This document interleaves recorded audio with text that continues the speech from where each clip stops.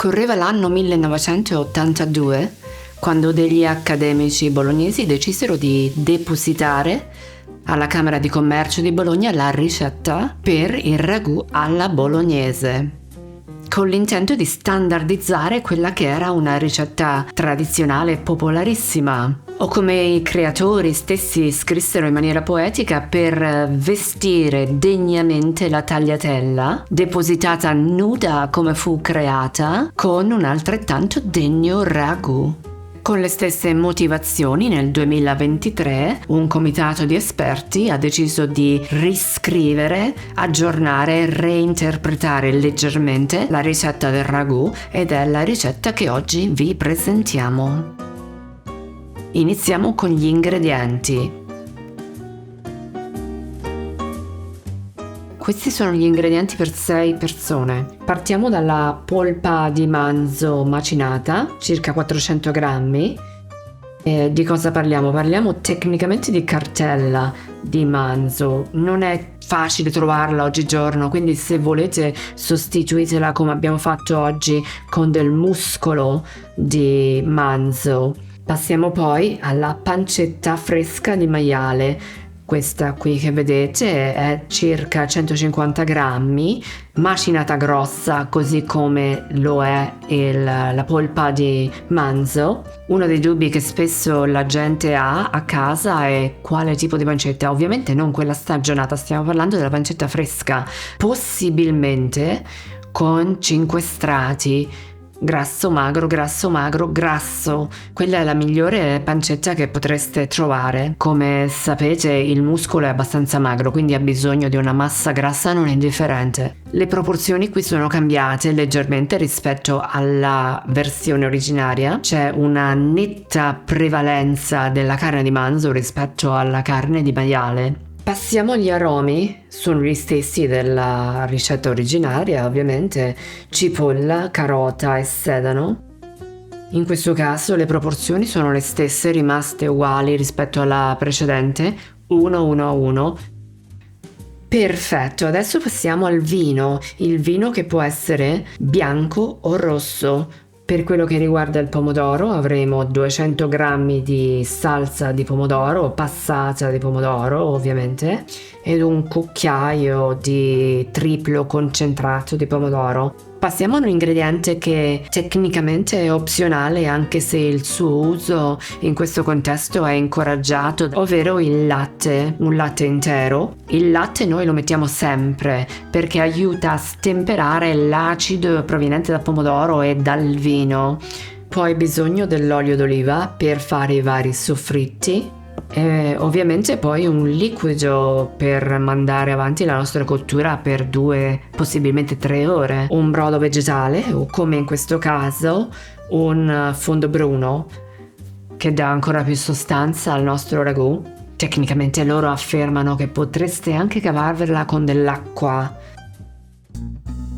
Procediamo tagliandoci prima di tutto i vegetali fini. Mai usare il mini pinner o un altro tipo di frullatore elettrico, perché perdereste una quantità enorme di liquidi. Tritate con il coltello finemente, ci vorrà un pochettino di più ma ne vale la pena.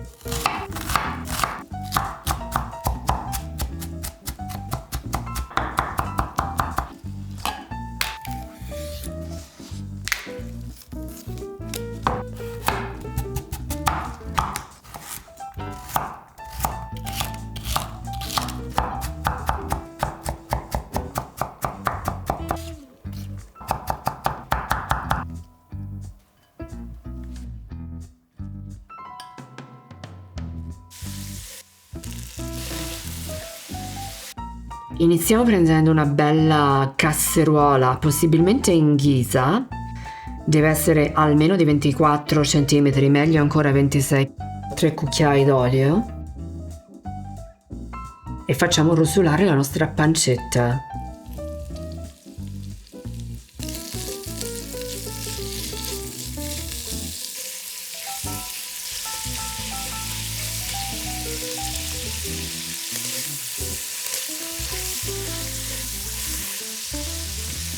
Sentite come sfrigola. Perfetto, adesso aggiungiamo gli odori tritati finemente.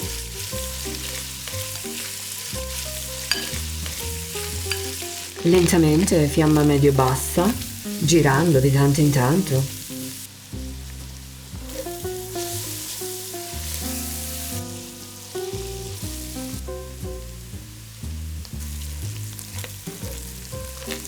Il nostro fondo si è ben appassito, adesso mettiamo la carne di macinato di manzo.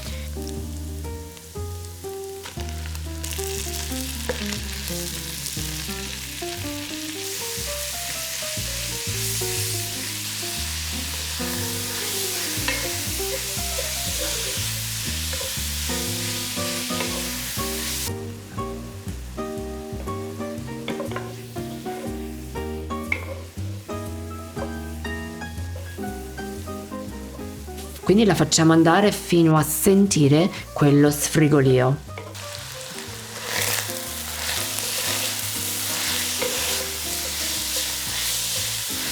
Beh, questa sta sfrigolando per bene, è giunto il momento di mettere il vino.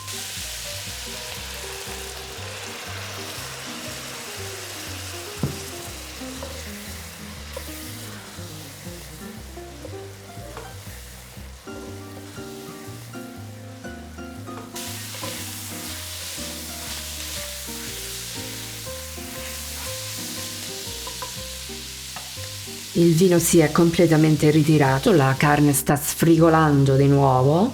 Adesso è il momento di aggiungere la passata di pomodoro e il triplo concentrato.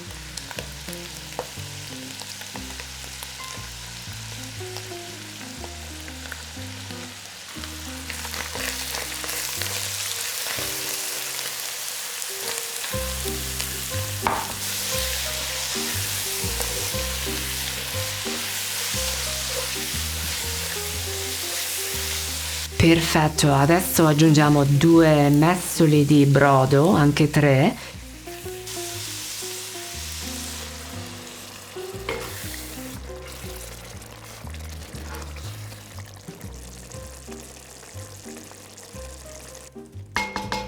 E lo facciamo cuocere con il coperchio, fiamma medio-bassa, almeno 2 ore. 3 ore sarebbe anche meglio, noi lo porteremo avanti 3 ore infatti qui. Se serve di tanto in tanto aggiungerete il brodo caldo per mantenere lo stesso livello di liquido per tutta la durata della cottura.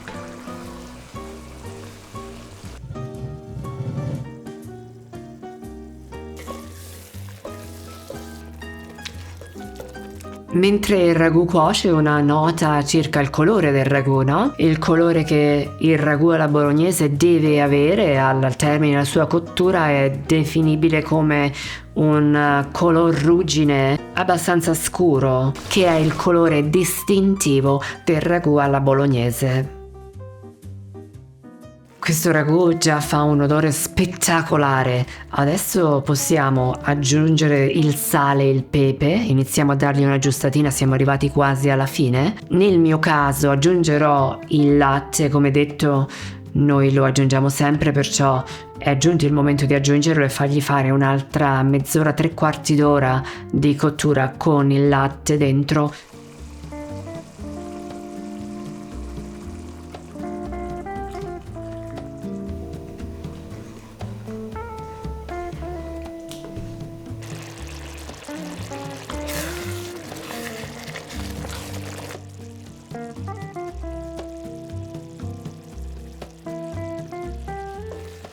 Meraviglioso, il profumo è eccezionale. È giunto il momento dell'assaggio.